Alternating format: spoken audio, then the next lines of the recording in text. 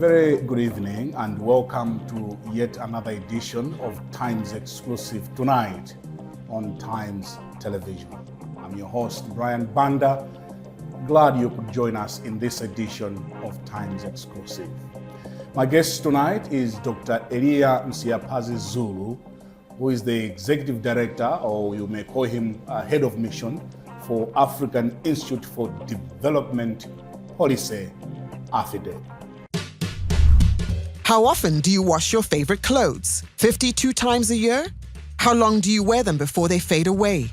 3, 4 years? Imagine a paint with washability capabilities of up to 10,000 scrubs during its life. Imagine a paint that maintains its luster for over 7 years. Imagine a paint with a velvet finish and water resistance. Stop imagining, because Rainbow Acrylic Sheen does it all and beyond. An all-time hero for interior and exterior finishing that brings smiles to thousands of families and contractors. Rainbow Paints. Peace of mind. Part of the deal.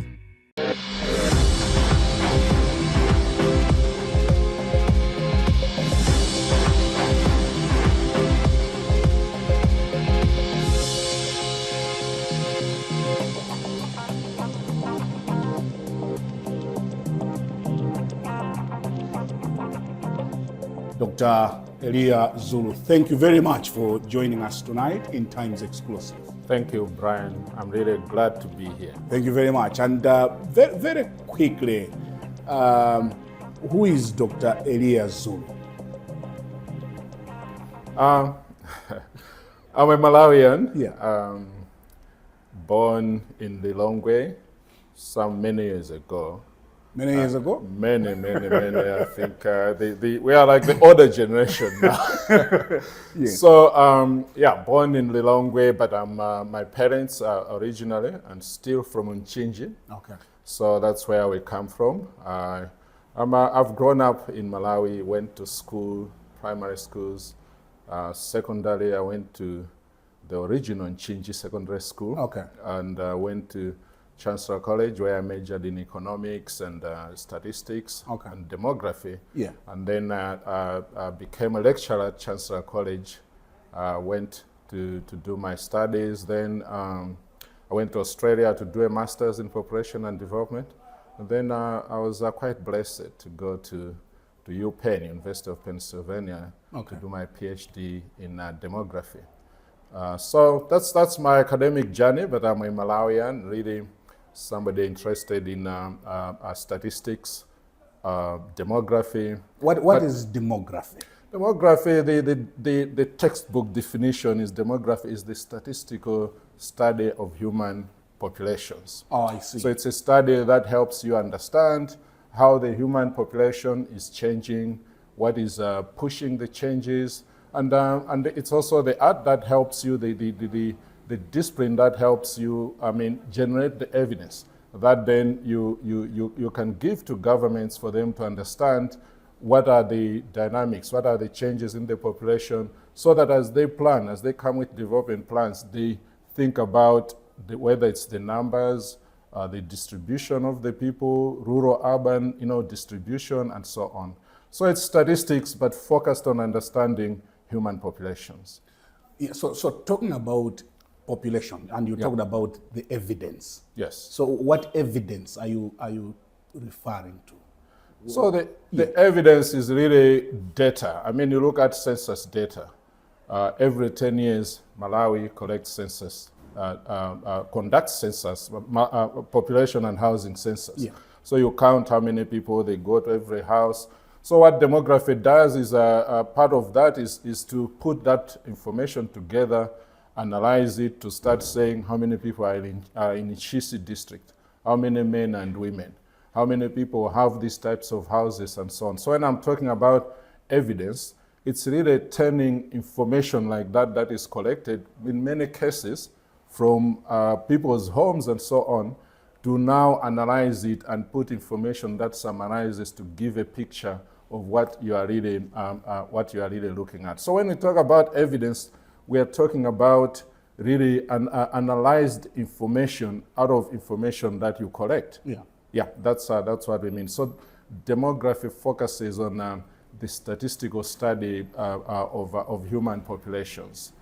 It also, over time, has grown into looking at issues like sexual and reproductive health, because those issues affect, how human populations So it's got a change. bias in the health sector. It's the health sector, but it's broader than health. Okay. Because when you look at health, the family planning aspect of population or reproductive health is health, but the issues about how the population is growing affects agriculture. Yeah. You look at how Malawi now is becoming more and more fragmented, land sizes. As the population is growing, families are subdividing the same land that has been there since 1964. Yeah. The farms, Minda is becoming smaller and smaller. Yeah. It affects schooling. So population is a cross-cutting issue. It affects, because how many people are sitting in a classroom?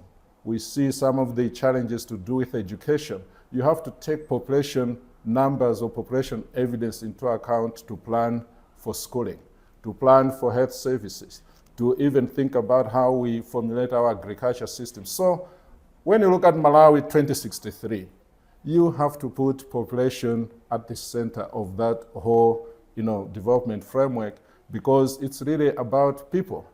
But when you look at the Sustainable Development Goals framework, it goes beyond just saying we are looking at the well-being of people. We're also looking at how people coexist with the environment. Yeah. So that's the concept of sustainable development, making sure that you are meeting the needs of people as well as preserving the environment. And in all that, population is a very, very central factor.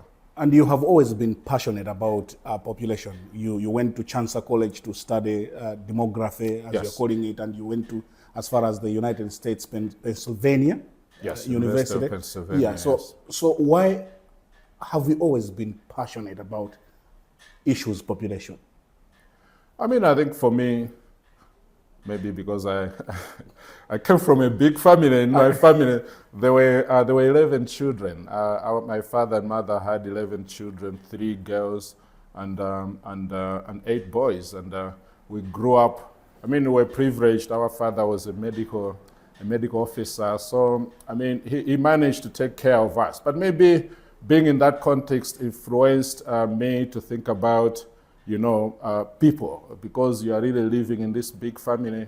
But I think for me, it's also about development. I majored in economics, as I said, at Chancellor College, but combining economic statistics and demography helped me to see that population is very, very central in really understanding development, in really making sure that, the SDGs, Brian, talk about leaving no one behind. Yeah. And when you think about it, when we say no one, those are people. So I think really, for me, I'm passionate about really the fact that any development process has to put people at the center. Because if you don't do that, you're not going to achieve the broader development goals that you have. Let's now talk about Afidep. You founded Afidep, and the African Institute for Development and Policy. What is this? All right, Afidep, the African Institute for Development Policy, we are a research and policy institute, a regional organization that works across Africa. And our main mandate really is to promote use of evidence in decision-making processes, in public policy decision-making. So when you think about governments have to make decisions, that's what we mean by public policy, because it's a really the policies that governments are formulating in the public interest. So when they make decisions, one, even to determine what should be the priorities that we should focus on. You look at the budget that Mr. Gwemgwe, the Minister of Finance, announced before. People pay attention, how much is in agriculture, how much is in health, and so on. That's priority setting in a way, how much money you should put here versus that. So the point I think we are saying there is, what is informing that? We have development goals as a country, and are we allocating money towards achieving that? So evidence is critical in helping set the right priorities, but even when the priorities are set, how much money you should put into various interventions, and evidence also helps you to then learn as you implement. Because it's one thing to decide, for instance, that we are having AIP in Malawi. Yeah. It's another thing to make sure that AIP is meeting its intended goals. When you are really putting evidence at the center of the development process, it means that you actually design programs like that with a robust monitoring and evaluation system that will help you generate data to know whether you are meeting the objectives. So evidence, priority setting, choosing of interventions, resource allocation. So basically what Afidep does is to make sure that we are helping government. Sometimes we act as a bridge between researchers, those who do core research, and the government to make sure that the research that is being done is actually meeting the policy needs, the evidence needs of the policymakers. So bridging the gaps between researchers and policymakers. So at Afidep, we really try to translate the evidence to help make a sense of the evidence that is there. Many of this evidence is published in journals that professors and scientists publish. We try to translate that and package it in ways that policymakers can understand and use. But we also build capacity for evidence use in the public sector. Because we know there might be very, very good evidence that professors at Chancellor College, at KUHES are producing, but for that evidence to be used in government, it's another thing. There are a lot of problems in government, bottlenecks that prevent evidence from being looked at and being used. These range from the way the evidence is packaged, whether the evidence is even answering the questions that the policymakers have, to do with the policymakers not having time to read the long journal articles that our researchers publish. So we also build capacity in government to see how they can access, interpret, evaluate, and use evidence. So our work revolves around that, promoting evidence use in decision making, building capacity, but we also work in 5 specific areas where we go more in depth now in generating the evidence. And what are these 5 These 5 are, one is population change and the demographic dividend, education and skill development, health and well-being.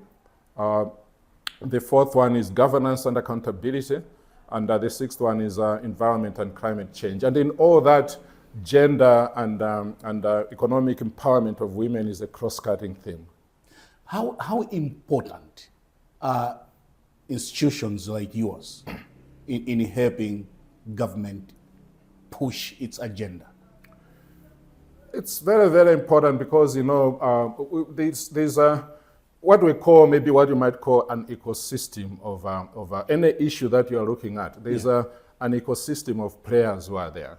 So governments make decisions, there are researchers, there are civil society organizations, there are people who design and implement programs. Organizations like ourselves, I mean, maybe to answer your question, it's really to say, why is evidence important? In a country like Malawi, where we are even talking about lack of resources. I mean, everybody is talking about we need more money to achieve this and that. Yes, you need to make sure that you can't waste a penny. You can't misallocate funds. Any kwasha that you put into any program, it should maximize returns towards improving the well-being of Malawians. So you need organizations that will work with government to help generate the evidence so that, because policy making, yes, the policymakers have the primary, remit to do that, the primary responsibility, but the art of policy making can't just be left to people who are working in government, because they are doing that work in the public interest. So you need research organizations. Actually, I think for me, if you ask me, I think that the ideal situation is that we need more of the universities like in Malawi, more of the academic institutions to engage much more with government and complement the work that organizations like, or even take the lead, so that organizations like Afidep, as we come in to help in various policy issues, there's a very, very big community of practice. There are more players who can help to make sure that decisions that governments are making are informed by evidence. That always, when whether it's a medical officer in Mangochi who is thinking about how much should I put in malaria here versus family planning, versus HIV/AIDS, versus TB? What evidence are they looking at to inform that decision? And you have that evidence?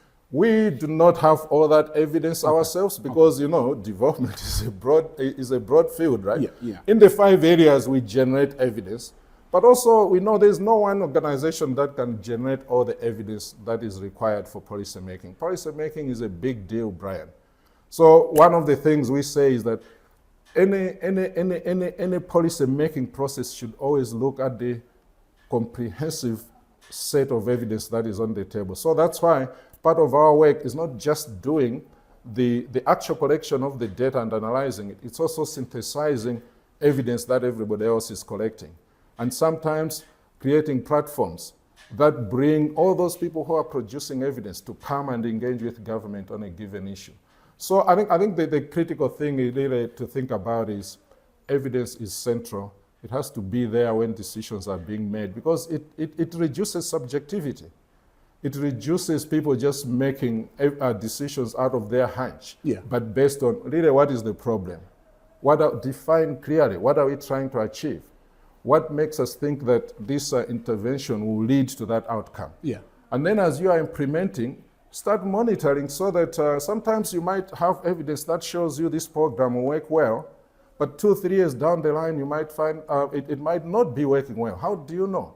It's only evidence that can help you understand whether the program is meeting its intended purpose. What comes quickly to my mind when you talk about a program working or not is AIP, for example. Yes, AIP. What would be your thoughts on that? I think AIP, Brian, is a good program from when you look at the purpose, right? Yeah, but is that an example of a program that you were referring to? It's an example of a program that I'm referring to. I mean, the government, since 2004 when AIP started up to now, a lot of money has been pumped into that program.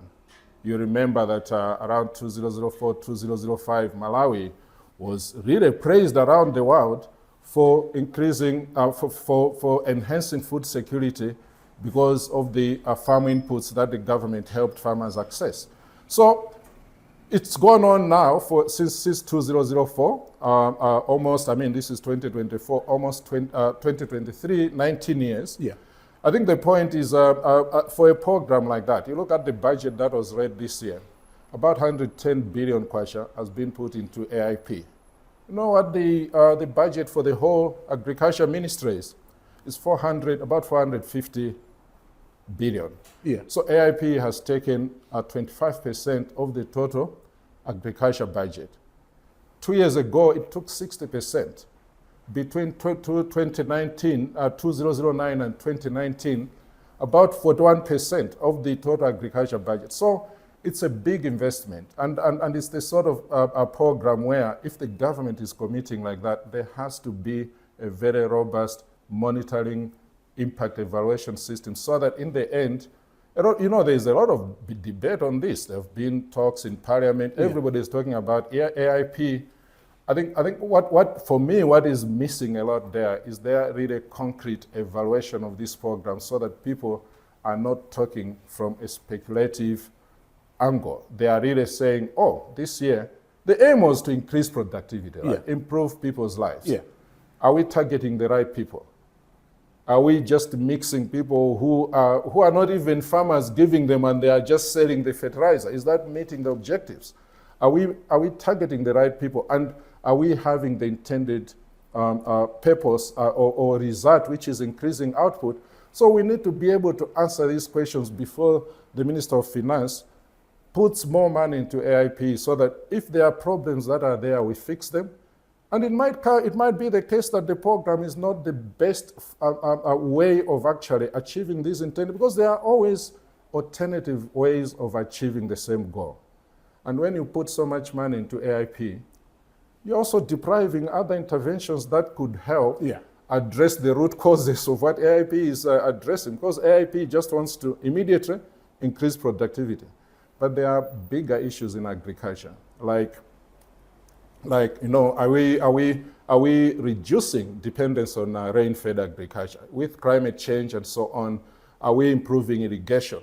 if so much money is just put in AIP, research into hybrid, seeds that will help to withstand even effects of agriculture. So I think there should always be discussions, but those discussions should be informed by evidence so that we know what we are doing, and any penny that we put there is maximizing returns towards improving the well-being of Malawians. Yeah, so do we have enough evidence in this program? I think when looking from Afidep's point of view. I think for me, when you look at the questions that are driving the discussions on this, I think there are many other experts who work on AIP. Afidep hasn't done direct work on this. We look at broader development issues, and from the perspective of what I'm saying, we've looked at it. But I think for me, the way I look at it, there's need to have a more rigorous evaluation system that helps, so that at the end of each year, Brian, there should be a kamkunji, there should be a baraza, there should be a sitting to say, okay, this is what we achieved this year, this is what we failed to achieve, is this program worth continuing, or what modifications should we make, so that in the end, we're not just doing firefighting, looking at what is happening now, but also how do we use the money that is there more effectively to address some of the long-standing bottlenecks in the agricultural sector, so that, yeah, we want people to have food this year, next year, but at the same time, next year, 2 years from now, the president asked the question when he was launching this program last year, are we exiting people? Are we graduating people who have been on AIP, or is it the same people for 5, 10 years? If it's that, then you can't say that the project is achieving its objectives. So evidence has to come and answer that question that the president raised, to say, yeah, this is what really the inputs, what were we expecting? Are we getting that? And then we start refining that, and also look at other alternative ways of using the same money. We hear that you have been headquartered in Kenya for many, many years. Yes. And you have moved the headquarters to Malawi. Yes. What has necessitated this change? So Brian, Afidep, as I said at the beginning, is a Pan-African organization. Yeah. When Afidep was formed 13 years ago, our mandate, reason for existence, was to help governments across Africa in accessing and using evidence to improve people's lives. So we work across Africa. We're headquartered in Nairobi, and our board came to Malawi at that time to talk with the Malawi government to explore the possibility of setting. When was that? This was two years ago, okay. in 2020. Okay. So with President Chakwera. Yes, it was President Chakwera was president. So we came and talked with officials in the Ministry of Foreign Affairs, because the Ministry of Foreign Affairs is the one that engages bringing in international organizations into the country. Yeah. So the government of Malawi welcomed the idea that our board put on the table to have our headquarters be stationed in Malawi. I think part of the reason why our board felt like we should move our headquarters to here, because the board has been coming to Malawi, and I think there was a feeling that the sort of work that Afidep does would really be beneficial to Malawi. There are not also too many players in the research field, the applied research that Afidep does in Malawi. And I think the way we engage here, Afidep has been really working. I mean, we support governments that are there. We have worked with President Mutharika Bingu. We've supported the government of, we've worked with the government of the President Joyce Banda, President Peter Mutharika, and now President Chakwera. We've always engaged, worked with Parliament, Ministries of Health, Planning Commission since it was formed, and so on. So we're always there, and I think our board felt like Afidep works very well with the systems here, and that the evidence, the work that we're doing could be beneficial. But also, what the board was looking at was to find a government that would help facilitate Afidep's work in Malawi, but more broadly to achieve our broader regional mandate across Africa. So the reason, I mean, a lot of people have asked me the question, even jokingly saying, oh, are you sure you're moving your headquarters from Nairobi to Lilongwe? Do you know what you are doing? I think for me, it gets back to some of the issues as a Malawian as well. I know the board had to make that decision, but I think for me, I feel like we as Malawians also need to do more to bring organizations like Afidep to the country. And my hope is that having Afidep here will actually even motivate other organizations to come and set their headquarters here. Because once you do that, Afidep creates jobs here. We have now hired what? We have hired, we have a staff of about 80, about 55 are in Malawi. 55 are in Malawi. We have 18 PhDs. 18 PhDs? 18 PhDs, in Afidep? Yes. Yes. Okay. 18 PhDs. We have 44 master's degrees. We have about, the others have a first degree. And then we have about 10 support staff who don't have any degrees. So it's an employment mechanism. It's bringing to the country technical expertise to engage with government. And all these 55 areas. are staying in Lilongwe? They are staying here in Lilongwe. Okay. And there are people from 10 different countries now, staff of Afidep. So talk about the Forex issue that we are having a challenge with in the country. Yeah. Organizations like this, Afidep, we bring our money in dollars, put it in Malawian banks. It helps to increase the overall forex reserve that the government has towards various things. So I think so for me, really, it was a question of saying countries like Kenya maybe have reached where they have because they have had an open policy for organizations. I mean, look at Nairobi, hundreds and hundreds of organizations are there. Yeah. Rwanda is trying to do the same. They're actually proactively going to engage organizations to come and set shop, be headquartered there.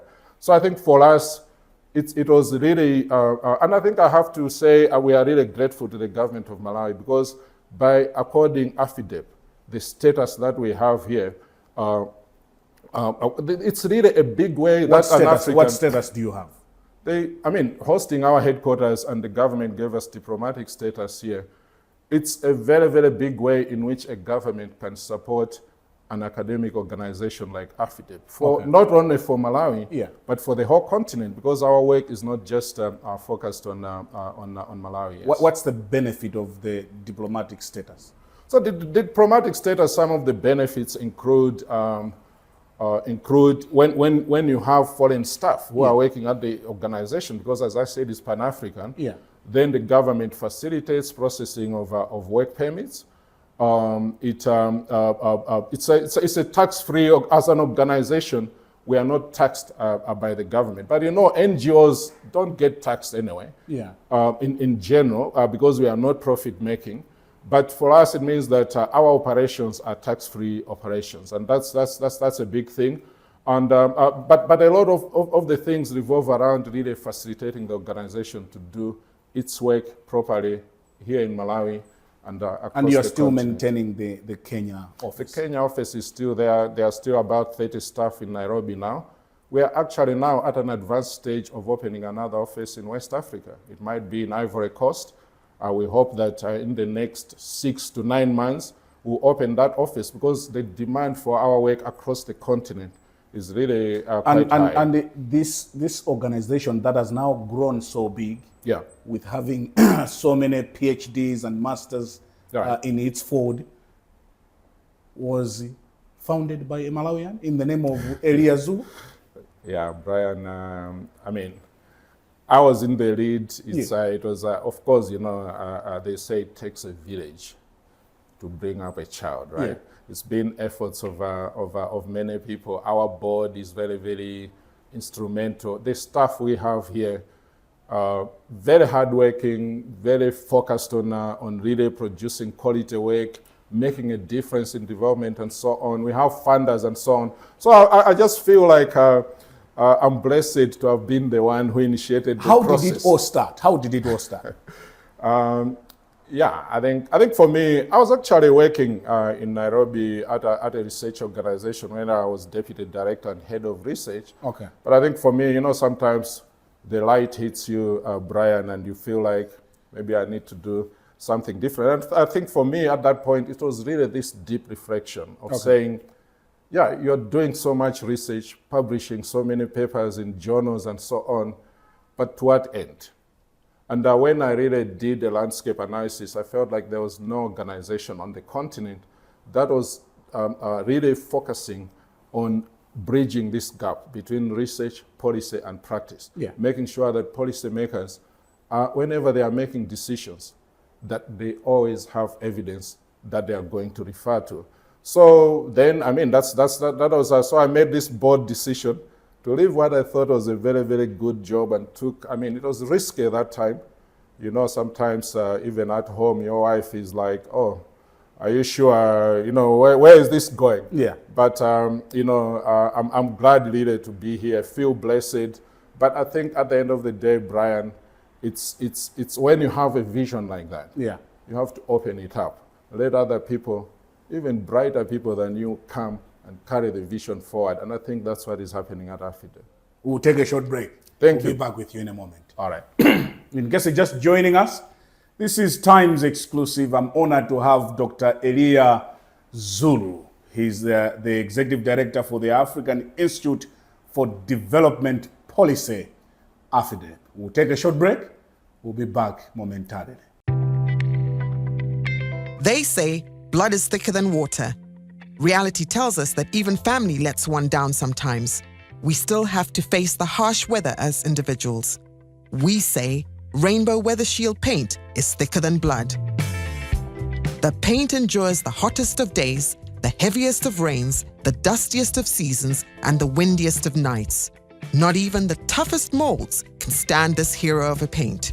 Rainbow Weather Shield, family and true friend that sees no weather. Rainbow paints, peace of mind, part of the deal.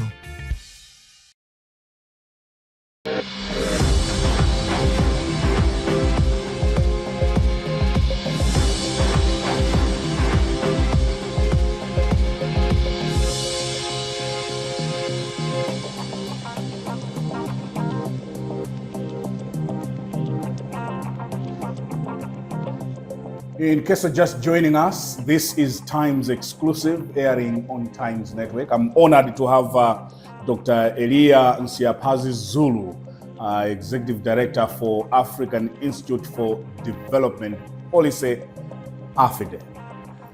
We have been notified of the huge award that the United Nations have given you. Do you want to share more light on this award? Yeah, thank you, Brian. It's called the UN Population Award. In 1983, the UN General Assembly passed a resolution to mandate the UN to give a UN Population Award either to an individual or an institution that has done outstanding work in helping address the population, reproductive health challenges that the world is facing. Yeah. So that started in 1983. And every year they issue an award. You're called a laureate when you win this award. Yeah. So we are now the laureate for the UN Population Award for 2023. Really a very, very big milestone for Afidep. It happened this year? It happened last month. I was actually in New York to receive the award which was presented on 12th of July. And I think really for me as on behalf of the Afidep family, the board, staff, and everybody, and all the people that we've worked with, partners, it's really a very, very big milestone recognition of our collective efforts to put evidence at the center of our development efforts, especially in addressing our population challenges. In Africa, our work that we've done mostly, and in the citation that the UN has, they specifically mentioned that Afidep has done outstanding work in generating evidence that have helped governments formulate policies to harness the demographic dividend. So, yeah, a very, very proud moment. You have it here? Yes, the award is here, Brian. This is what I got in New York at the UN in July. Yes, this is the award. In recognition of your significant contribution to the Africa region by developing evidence-based policies to support countries to fully harness demographic and gender dividends in Africa, the use of analysis which resulted in international cooperation that prioritizes population dynamics and support to governments to utilize data to inform subventions related to family planning, reproductive, maternal, neonatal, child and adolescent health, and education in order to monitor and evaluate the implementation of the identified policies. Yeah. And the UN Secretary General, that's his signature there. Yes, that's the signature of the UN Secretary General, the chair of the committee, and the secretary of the committee.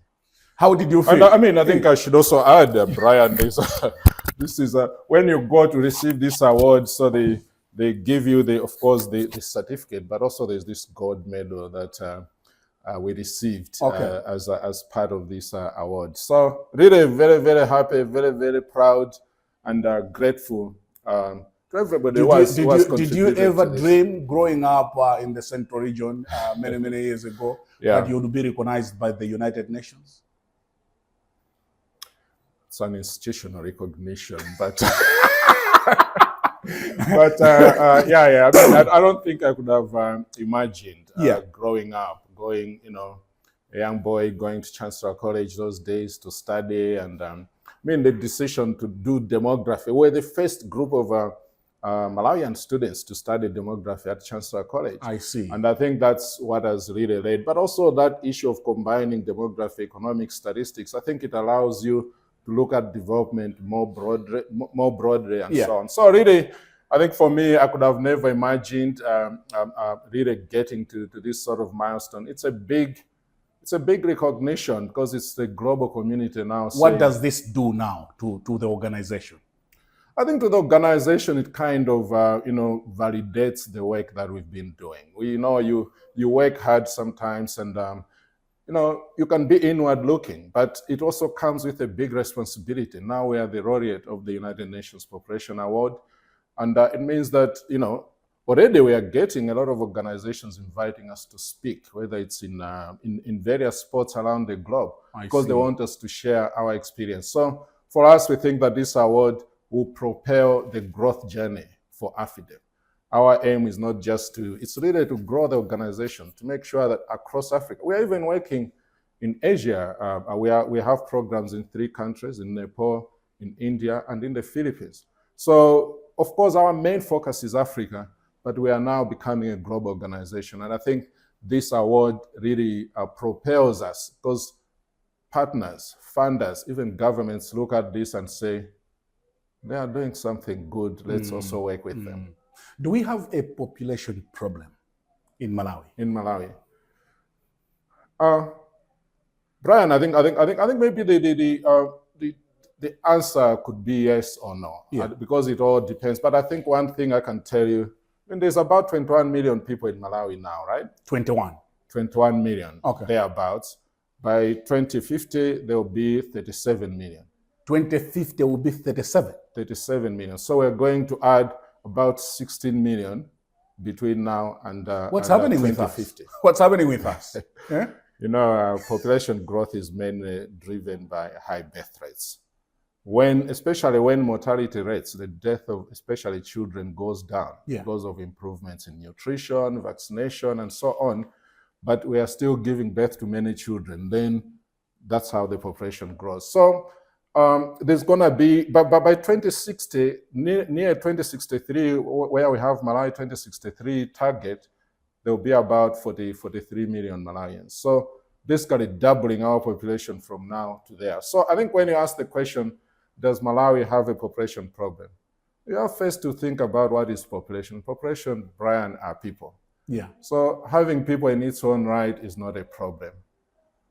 We know, many countries, look at China, look at other countries, they have big populations. Yeah. So having big populations is not necessarily a problem, and it could actually be an advantage for economies of scale and so on. But the problem comes in when the changes in the population are not being planned for properly, and maybe you don't have ample resources to support the population. It's the same at family level.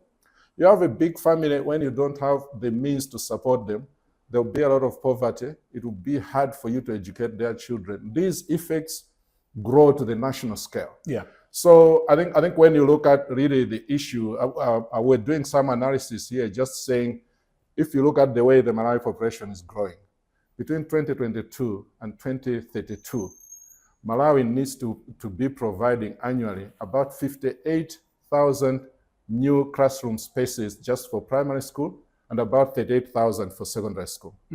So you see, those are additional spaces because just to accommodate, even keep the current levels. And I think when you look at Agenda 2063, we are talking about mindset shift. We're talking about building quality human capital. We can't build quality human capital when our educational system is facing all these crises and the pressures. So the question here is not really saying, oh, we have a population problem. I think we have to understand how our population is growing and plan for it. But also that should help us act with agency when we are dealing with our development issues, because we should understand that the challenges Malawi is facing now will compound as time goes. If we have 23 million now, and we are adding another 16 million in the next, by 2050, that is going to add a lot of pressure on education, on health services, on agriculture. We're talking about AIP now, there will be more fragmentation. So the issue is, I think understanding how our population is changing should really make us relook at that Agenda 2063 and ask the question, are our priorities there adequately providing for the fact that we'll be such a bigger population, and are we acting with agency? Are we planning for it? So if we plan properly, Malawi can harness the demographic dividend, can actually benefit, because we are a youthful population. Young people can be a source of, they are innovators with now, digital economy and so on. It's the young people. But for them to have those skills that can propel the development, they have to be well educated, they have to be skilled, they have to be healthy. And the question we need to ask is, are the investments we are making geared towards turning this rapidly growing youthful population into a driving force for socioeconomic transformation? Or if we continue with status quo, Brian, I think the Malawi then could be said to have a big population problem, because you don't want to end up in 2050 with 37 million people with the same problems we have: high levels of low levels of transition to secondary school, poorly skilled young population, and so on. I think we'll have a lot of problems if we don't make the right investments, the smart investments that we need now. Now, is there anything that we can do to control the population? Brian, or is controlling an option? Brian, in 1994, the international community met in Cairo. Yes. And it's called the International Conference for Population and Development, and made a global resolution that Malawi is a signatory to, that says basically it's not the responsibility of governments to control the population or to determine how many children women and their partners should have. The responsibility of governments is to educate people.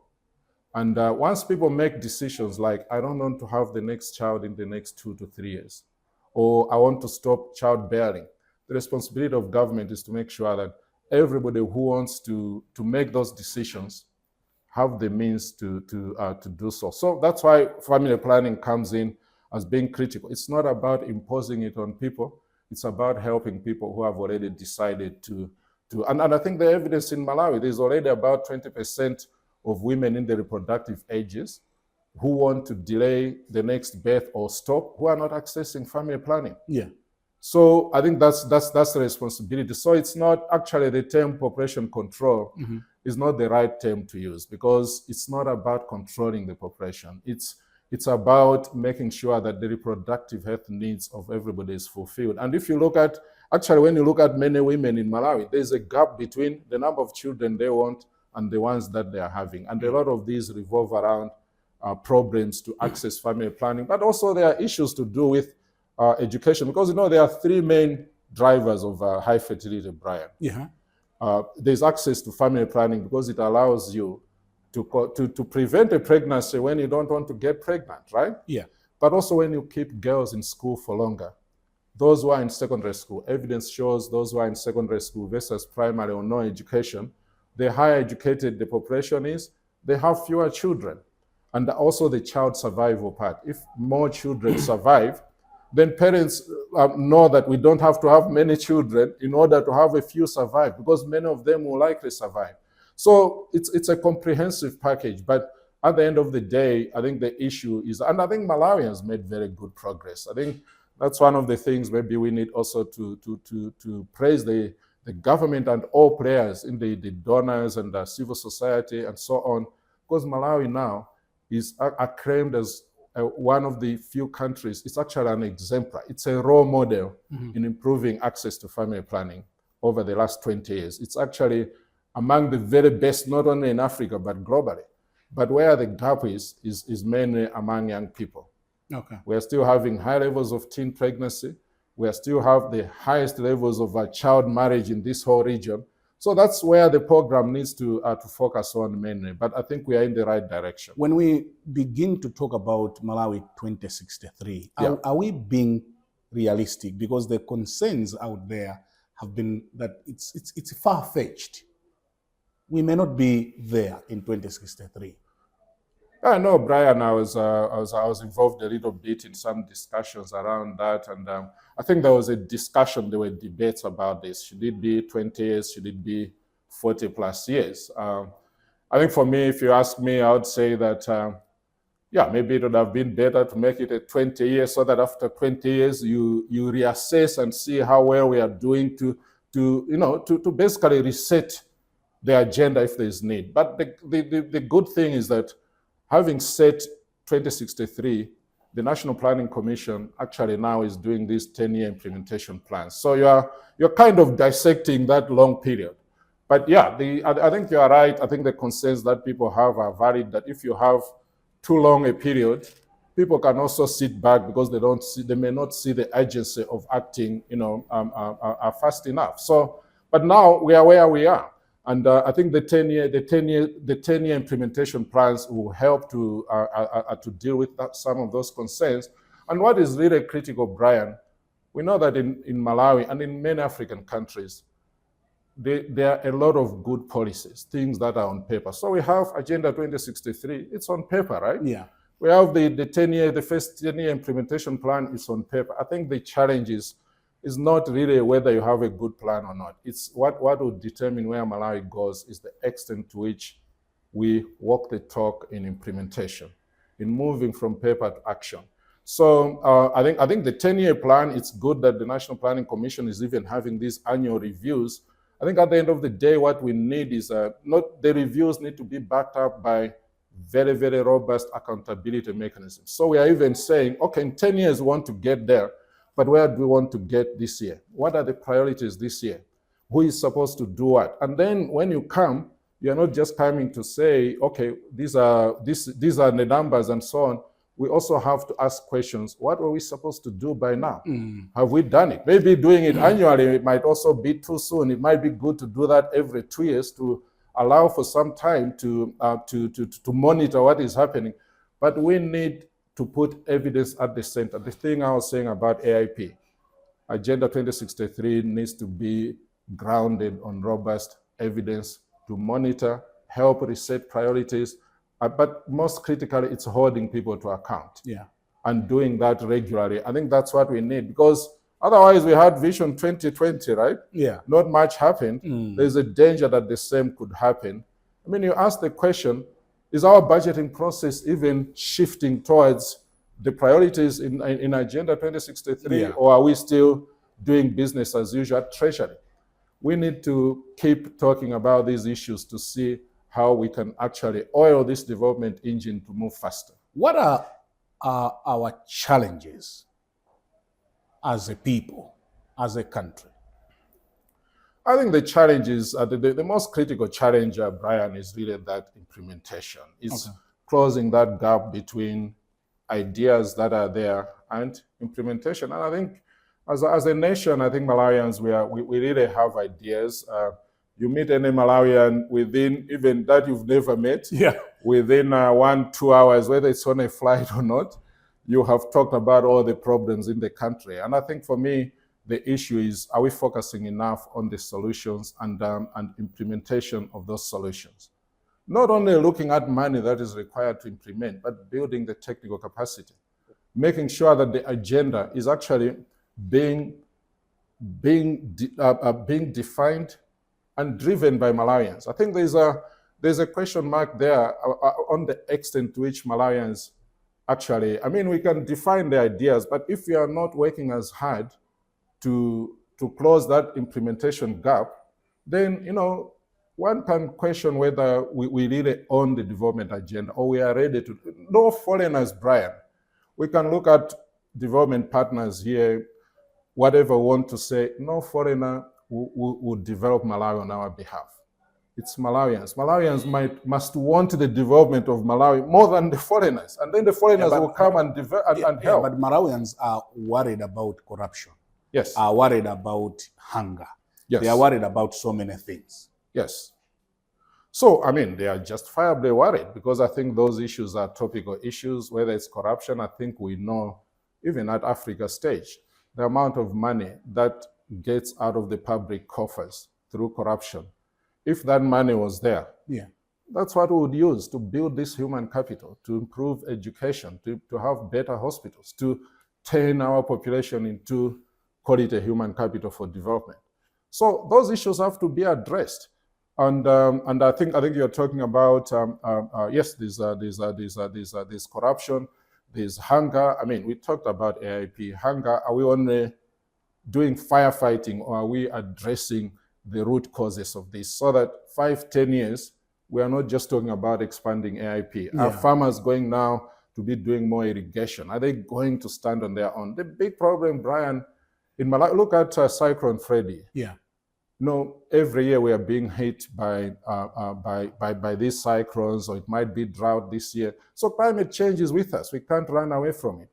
But issues about, you know, land sizes, what are the issues that are affecting that family in Naperi, in Blantyre, or in Chikwawa, and so on, to withstand on their own, so that there's not always dependence from aid to come and give you food every year. Otherwise, we'll become like, you know, are so dependent that we can't stand on our own. So I think the issue, when you say what are the big issues, I think the issue is there has to be a big mindset shift. Agenda 2063 talks about that.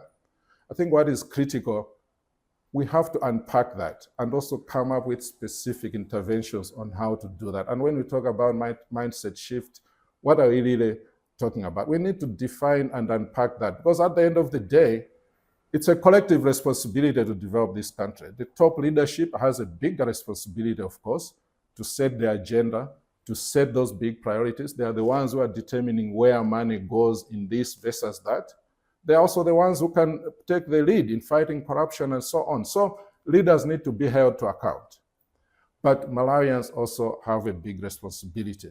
I think for me, Brian, I have this, I have this, which I wanted to show you, because I think that what is this? This is a mirror, Brian. So I'm putting it here now. Yeah. Like so, I'll just hold it and see what you see in the mirror. Yeah, there is Brian Banda there.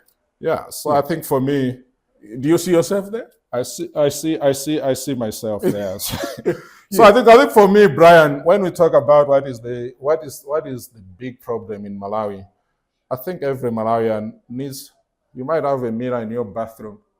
You might have, or just borrow one or buy a mirror. But when we have to talk about mindset shift, achieving Agenda 2063, everyone should ask themselves the question, what is this person in the mirror doing to exacerbate the problems? Even issues about corruption. I mean, a lot of people, when it benefits them, they look the other way. And then the same people are on top. I think it's a collective effort to fight these issues, but everybody needs to look in the mirror, because Brian, you as a journalist, if you do your work, you do a very good job. Thank you very much. Thank you very much. Very kind of you. And I mean, if there's a teacher in Chisi at what's that school? Abuzi Primary School, where I went and passed my standard 8. If a teacher there is doing their best, in Ikwendeni, a doctor, an MP is doing their work, Malawi will move. But I think there's a lot of complacency at many levels where people are not taking responsibility, accountability. we need to hold our leaders to account. Yeah. But do we hold ourselves to account to deliver? If you are employed in government, you are sitting there. Are you doing your very best? Are you looking in the mirror, or are you doing more finger pointing? I think if we do that, and everybody, I think you asked me about Afidep. I think for me, I can look in the mirror and say, you know what? We are building this organization. We are moving in that direction. And I think if more and more Malawians could do more tangible things, and we have to talk, of course. We are in a democratic society. We have to criticize. Yeah. We have to give ideas. But I think for me, it's more about finding solutions. The person in the mirror. The person in the mirror. Yeah. I think there was that song that Michael Jackson actually sang, The Man in the Mirror. I think he had Nelson Mandela there. I think for me, look in the mirror, fellow Malawians, and ask yourself the question, am I accountable to my family? Yeah. Am I accountable to myself, to my community, to my employer? You might be, look at the private sector in Malawi. There are a lot of bottlenecks people are facing. But at the end of the day, if you ask the hard questions and everybody looks in the mirror and compare with other countries, you'll see that underperformance is across the board in the country. And I think to start addressing that, we need to own the development agenda. We need to start proactively, because the things that change the country start from households, right? Yeah, that's right. They start from families. They start from communities. That's what build up to higher per capita income and so on. So I think for me, that's my call. The man in the mirror, Brian. Powerful stuff. We are coming towards the end of our discussion tonight. What would be your parting shot as we end this discussion? This week also, there have been concerns of our institutions, academic institutions, not matching with those on the international scene. Yeah. What can we do to make sure that a degree in Malawi is recognized elsewhere? I think degrees in Malawi are recognized elsewhere. Mine, at least that I got from Chancellor College, got me to go to the Ivy League University in Pennsylvania. Yeah. So I think the issue, I think there are a lot of challenges that we need to address, Brian. The academic institutions, not only in improving the quality of education. I went to Chancellor College, took my family there, 2-3 years ago. Yeah. And I think the institution just looks dilapidated. And so how do we start addressing this? In other countries, I think there's an alumni culture where the alumni, people who graduated in universities, help to keep engaging with the universities to help. But I think you look at the quality of education. It's not just in the universities, in secondary schools and in primary schools. Partly because of this rapidly growing population as well, the quality is going down. But I think we have to address that, Brian. For Malawi to turn this big population, into the driving force for socioeconomic transformation, we must invest in education. Improving the quality of formal education, but even more critically, there is vocational training. Yeah. It's very scandalous to Brian to hear that in the whole country, there are less than 100,000 placements in TVET programs. Yet there are millions and millions of kids who have left school without full training. That's right. If we don't reskill them, what are they going to do? It's like we are cooking a problem for the country into the future. Yeah. So I think there are some things where we can actually agree and say, those community colleges we had in constituencies, how do we even start moving, getting them to make sure that every constituency has one? But it's not just establishing them, it's improving the quality. It's making sure that it's not the old TVET of just bricklaying, carpentry, and so on. We are bringing innovations into that training. So there's a lot, but I think back to your question about what would be my parting shot. Yeah, but before the parting shot, how do we solve the TVET puzzle?